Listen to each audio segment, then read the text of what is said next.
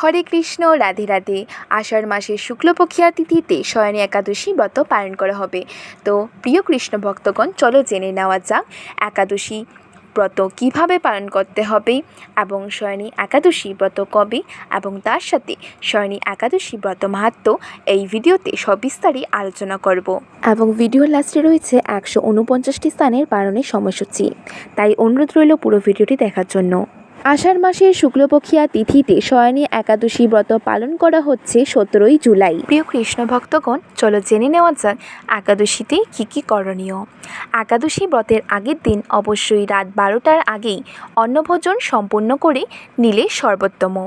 ঘুমানোর আগে দাঁত ব্রাশ করে দাঁত ও মুখ গহ্বরে লেগে থাকা সব খাবার পরিষ্কার করে নেওয়া দরকার এবং তার সাথে একাদশীতে সবজি কাটার সময় সতর্ক থাকতে হবে যেন রক্তপাত না ঘটে।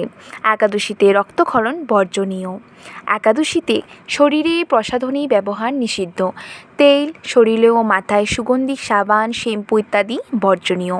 সকল প্রকার ঘোরকর্ম সেভ করা এবং চুল ও নখ কাটা নিষিদ্ধ। যারা একাদশীতে একাদশীর প্রসাদ রান্না করেন তাদের পাঁচফোড়ন ব্যবহারে সতর্ক থাকা উচিত, কারণ পাঁচফোড়নে সরিষার তেল ও তিল থাকতে পারে, যা বর্জনীয়। একাদশী ব্রত পালনের প্রকৃত উদ্দেশ্য কেবল উপবাস করা নয়, নিরন্তর শ্রী ভগবানের স্মরণ, মনন ও শ্রবণ কীর্তনের মাধ্যমে একাদশীর দিন অতিবাহিত করতে হয়। একাদশী পালনের সময় পরনিন্দা, পরচর্চা, মিথ্যা ভাষণ, ক্রোধ, দুরাচারী স্ত্রী সহবাস সম্পূর্ণভাবে নিষিদ্ধ। প্রিয় কৃষ্ণ ভক্তগণ, চলো জেনে নেওয়া যাক শয়নী একাদশী ব্রত মাহাত্ম্য। মহারাজ যুধিষ্ঠির বললেন, হে কৃষ্ণ, আষাঢ় মাসের শুক্লপক্ষের একাদশীর নাম কি, এর মহিমাই বা কী, তা আমাকে কৃপা করে বলুন। শ্রীকৃষ্ণ বললেন, ব্রহ্মা এই একাদশী সম্পর্কে দেবর্ষি নারদকে যা বলেছিলেন আমি সেই আশ্চর্যজনক কথা আপনাকে বলছি। শ্রী ব্রহ্মা বললেন, হে নারদ, এই সংসারে একাদশীর মতো পবিত্র আর কোনো ব্রত নেই। সকল পাপ বিনাশের জন্য এই বিষ্ণুব্রত পালন করা একান্ত আবশ্যক। যে ব্যক্তি এই প্রকার পবিত্র, পাপনাশক এবং সকল অভীষ্ট প্রদাতা একাদশী ব্রত না করে তাকে নরকগামী হতে হয়। আষাঢ়ের শুক্লপক্ষের এই একাদশী শয়নী নামে বিখ্যাত। শ্রী ভগবান ঋষিকেশের জন্য এই ব্রত পালন করতে হয়। এই ব্রতের সম্বন্ধে এক মঙ্গলময় পৌরাণিক কাহিনী আছে, আমি এখন তা বলছি। বহু বছর পূর্বে সূর্যবংশে মান্ধাত্তা নামে একজন রাজর্ষি ছিলেন। তিনি ছিলেন সত্যপ্রতিজ্ঞ এবং প্রতাপশালী চক্রবর্তী রাজা। প্রজাদেরকে তিনি নিজের সন্তানের মতো প্রতিপালন করতেন। সেই রাজ্যে কোনো রকম দুঃখ, রোগ ব্যাধি, দুর্ভিক্ষ, আতঙ্ক, খাদ্যাভাব অথবা কোনো অন্যায় আচরণ ছিল না। এইভাবেই বহুদিন অতিবাহিত হলো। কিন্তু একসময় হঠাৎ দৈব দুর্বিপাকে ক্রমাগত 3 বছর সে রাজ্যে কোনো বৃষ্টি হয়নি। দুর্ভিক্ষের ফলে সেখানে দেবতাদের উদ্দেশ্যে দানমন্ত্রের সোয়াহা, সোয়াধা ইত্যাদি শব্দ বন্ধ হয়ে গেল। এমনকি বেদপাঠও ক্রমশ বন্ধ হলো। তখন প্রজারা রাজার কাছে এসে বলতে লাগলো, মহারাজ, দয়া করে আমাদের কথা শুনুন। শাস্ত্রে জলকে নার বলা হয়, আর সেই জলে ভগবানের অয়ন অর্থাৎ নিবাস, তাই ভগবানের এক নাম নারায়ণ। মেঘরূপে ভগবান বিষ্ণু সর্বত্র বাড়ি বর্ষণ করেন। সেই বৃষ্টি থেকে অন্ন এবং অন্ন খেয়ে প্রজাগণ জীবন ধারণ করেন। এখন সেই অন্নের অভাবে প্রজারা ক্ষয়প্রাপ্ত হচ্ছে। অতএব হে মহারাজ, আপনি এমন কোনো উপায় অবলম্বন করুন যাতে আপনার রাজ্যের শান্তি এবং কল্যাণ সাধন হয়। রাজা মান্ধাত্তা বললেন, তোমরা ঠিকই বলেছ, অন্ন থেকে প্রজার উদ্ভব, অন্ন থেকেই প্রজার পালন, তাই অন্নের অভাবে প্রজারা বিনষ্ট হয়, আবার রাজার দোষেও রাজ্য নষ্ট হয়। আমি নিজের বুদ্ধিতে আমার নিজের কোনো দোষ খুঁজে পাচ্ছি না, তবু প্রজাদের কল্যাণের জন্য আমি আপ্রাণ চেষ্টা করব। তারপর রাজা ব্রহ্মাকে প্রণাম করে সৈন্যসহ বনে গমন করলেন। সেখানে প্রধান প্রধান ঋষিদের আশ্রমে ভ্রমণ করলেন। এভাবেই একদিন তিনি ব্রহ্মার পুত্র মহাতেজস্বী অঙ্গিরা ঋষির সাক্ষাৎ লাভ করলেন।